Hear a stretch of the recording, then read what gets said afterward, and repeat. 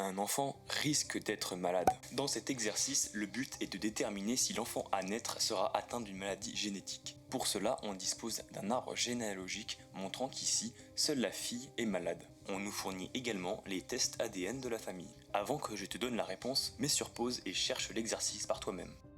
Allons-y. Nous allons ici chercher à déterminer le génotype, donc l'ADN de chacun des individus, afin de déterminer des caractéristiques sur le gène causant cette maladie génétique. On sait qu'un gène peut exister sous deux versions différentes, deux allèles, un allèle sain qui donnera un individu sain et un allèle malade correspondant à la version du gène malade. Ici, sur les tests ADN, un petit trait correspond à un allèle. Par exemple, sur le test du père, on peut voir deux petits traits. Cela veut dire que le père possède les deux allèles, l'allèle sain et l'allèle malade. Sur le test ADN de la fille, on ne voit qu'un seul trait. Cela veut dire qu'elle a donc deux fois la même version de l'allèle. Or, la fille est malade, on peut donc en conclure que la fille a deux fois l'allèle malade. Le frère, quant à lui, a deux fois l'allèle sain.